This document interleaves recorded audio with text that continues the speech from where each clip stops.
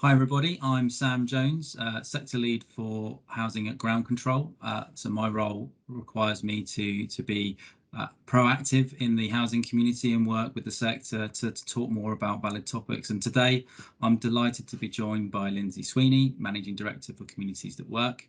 Welcome to the conversation, Lynsey. We're going to be talking about skills and jobs within the housing communities. Two very pertinent areas of that conversation at the moment. One around existing skills and existing job requirements. The other as we move into a new age of green jobs and the pressures that presents us. Before we get stuck in, Lynsey, did you just want to give us a quick intro to yourself and the Communities at Work? Yeah, thanks, Sam, and thanks for having me today. So I'm Lynsey Sweeney. I'm the Managing Director at Communities That Work. We're a membership body across the housing sector in England.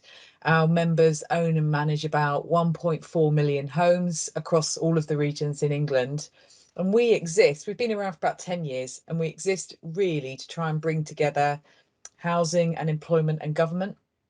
So trying to understand the opportunity and the issues in social housing for supporting employment for tenants and residents, for creating jobs and understanding the employment market, plus all the skills needed to better prepare our tenants and residents to enter and stay in work. So that's what we're about, Sam. Great, thanks, Lynsey. So I just want to start by asking the question really, what pressures are you experiencing? What is it that your stakeholders and your partners are really screaming out for, and what's the market doing to try and solve it? Okay, well, I mean, in employment, there are a couple of pictures. There's the immediate, not exactly short term, but the immediate picture, which is ever present really. And over the last few years since Brexit has got some increased pressures in it. So the housing sector in general employs about 200,000 people across the UK, at least, plus a whole range of subcontracting arrangements to run the business of social housing. That includes care and support, housing maintenance and management, rent, etc. Everything that you can imagine would be needed. Plus, of course, all the grounds control, the garden maintenance, etc. So all of those things take place in social housing on a continual basis. And there are gaps in the employment market, in the labour market now, which the social housing sector need to fill. They are particularly acute in areas like care and support, in core admin, and I think, Sam, you'll go on to note and comment in grounds maintenance, in those kind of day-to-day, month in, month out, seasonal, annual needs of an area and a location. So there is an awareness across the social housing sector that we need to recruit across a whole range of business areas, and that we increasingly need to look at ways to promote those opportunities for our own tenants, residents, and wider communities.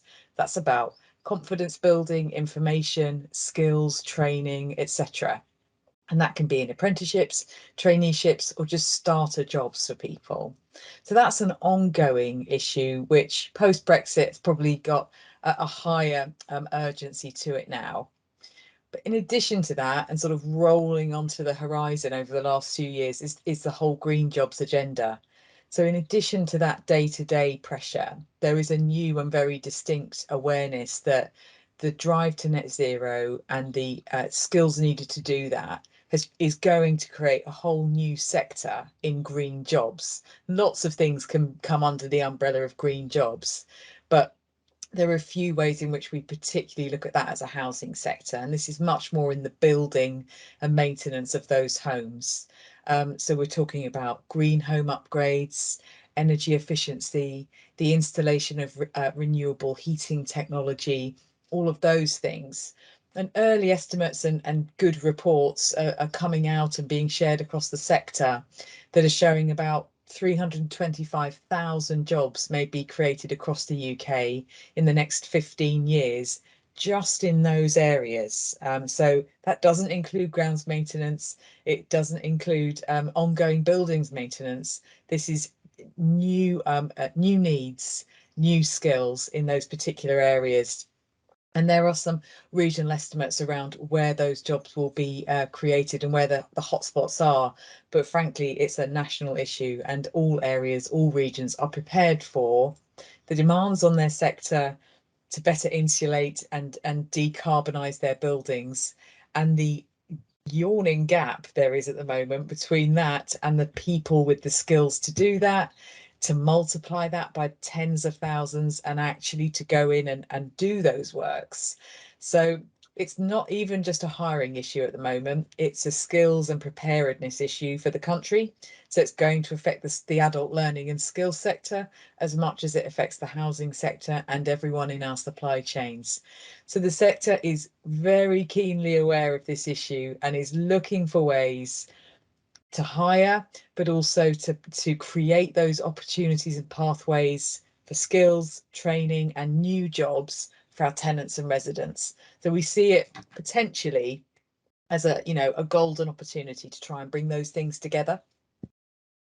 And I think acting as a soundboard there against a lot of what you've been saying, Lynsey, is that as a contractor in this sector, and we talk about the future being green, we've actually been in the green space for a very long time, but it's not new news.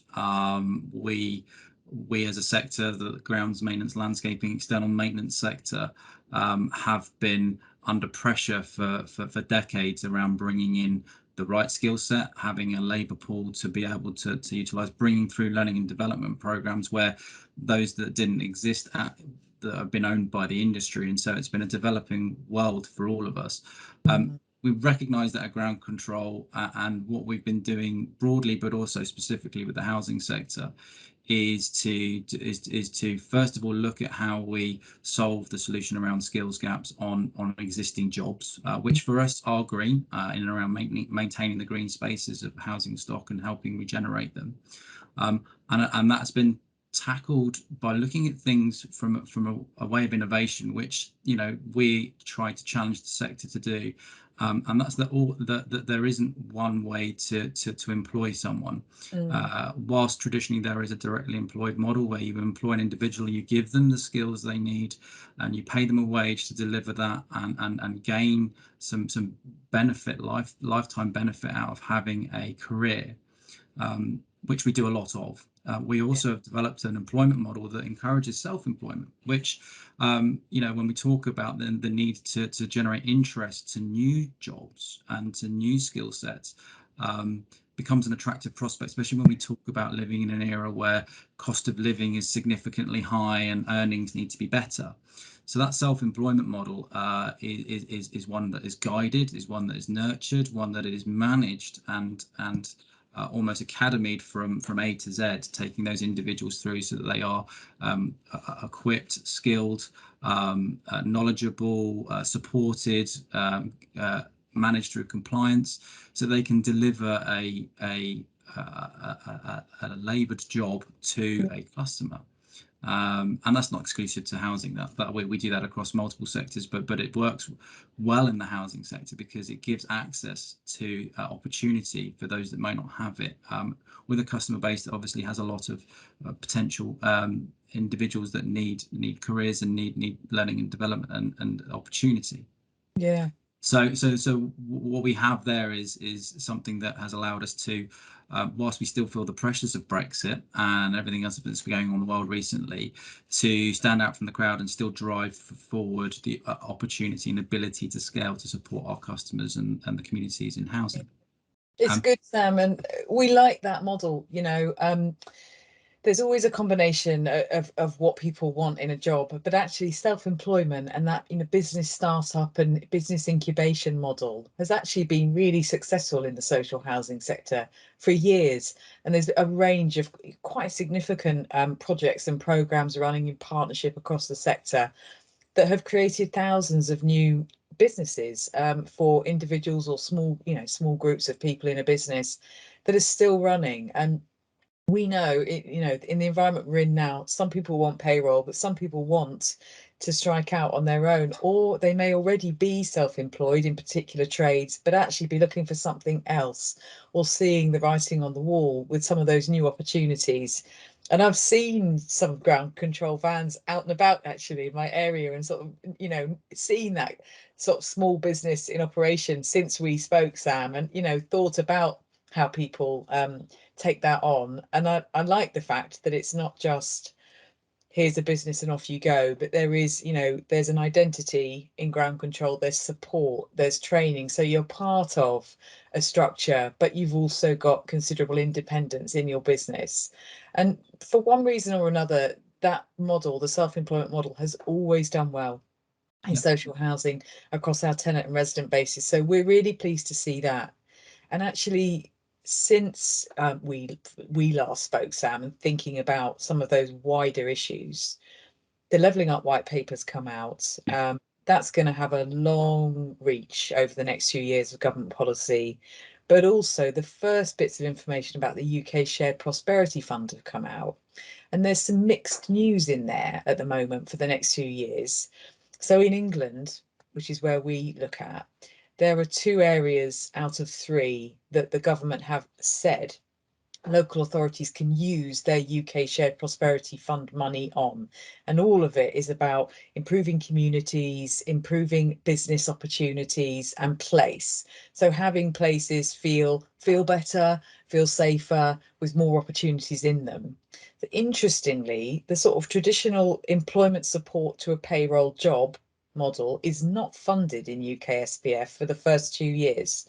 So for the coming 2 years, most of the opportunities that our colleagues in housing are looking at, if they're looking at UK SPF, are actually in that local environment, small business startup and incubator type model. So thinking about it, actually, there's a good chance that ground controlled model working with housing or supported by a lead authority, like a local authority, could work and could potentially get some support from the UK Shared Prosperity Fund to drive an opportunity for local people into starting their own business, but with support and with a framework. So, actually, I think in this year, in spring and summer, we should look at that, Sam, as an opportunity. We really should. The full framework for the UK SPF won't be out until probably the end of March. It could be later than that, but we're expecting it at the end of March, before the elections in May. So if it does come out, then we should be talking about that and working out how we can actually navigate a government funded opportunity to create more opportunities for local businesses to start up across a whole range of areas, which is part of that levelling up agenda. Yeah, and we're open to that with any organisation. Right. We are all about making best use of what funding is available, not just to support ourselves, but to support our customers, and that transcends recruitment. We're doing that a lot at the moment around talks on how to seek funding on green space development and project management. So to transcend that into opportunities and funding for employment models, we would welcome that with open arms, and it's. Whilst we look at availability of funds and we talk about availability of third-party support, something that interesting we're also doing, because when we talked about the 2 clear divisions in employment challenges at the moment, one was around the new green skill set and how do we address the new world of green. Whilst I mentioned green is our day-to-day, there are actually things that are being mandated from government down around biodiversity gain and carbon sequestration that mean that there is a clear demand for an increase and scaling up of skill set that we don't actually have a fully fledged business model for yet. So we talk about our employment, one of our employment models being tried and tested. We've been delivering it for 15 years. There's a new element of skill set requirement where we wouldn't be able to deploy that through a field team model. And so a lot of time and investments being made into programs that we can invest into our individuals directly employed by ground control, and also third parties, organisations that are supporting other people. So the Young Darwin Scholarship is a prime example, and the Field Studies Council that are really doing a lot of great work in this area around upskilling from a very low baseline of environmental awareness to drive a career path. Because at the moment, most courses that are available are postgraduate and quite inaccessible to a lot of people. So this Young Darwin Scholarship, which we are advocating and supporting a couple of our customers with finding suitable candidates for within the housing communities, drives an opportunity and a training program for young individuals whose backgrounds may not allow them access to such training historically, to start a career on environmental studies and environmental management, because it is a pertinent subject. There is more and more being legislated that requires that skill set to exist, not just a nice to have. And so when we talk about third-party funding, we are constantly looking at opportunities where there are the ability to work with customers and third parties to join the dots and develop opportunity. It sounds good, Sam. And we're really interested in the Young Darwin Scholarship. It sounds exactly right for a lot of our tenants and residents, and some of our members in Communities at Work have mentioned it recently. So I'm glad there's an overlap there. I suppose I might close by saying to viewers of this podcast webinar that we're going to run an event in April on good green jobs, and on our website at Communities at Work. You'll be able to either view the pre-event information or the post-event recording, depending on when you're watching this. But if you visit our website, you'll certainly see information that is contained around that event, Good Green Jobs, in April. So I wanted to mention that because it will be a good source of information, links, and furthering the discussion that we're having now through the year. So I'll mention that as a plug, and hopefully the plug is very put a welcome. link in. Yeah. And I very much look forward to seeing that and the outcomes from that discussion. So yeah, great. Lynsey, thank you very much for your time. It's much appreciated. A lot more could be said around this topic, I'm sure, but we've covered some really great points, and look forward to future conversations. Yeah, thank you, Sam. Thanks, Ground Control. Look forward to working with you this year. Thank you. Thank you, Lynsey.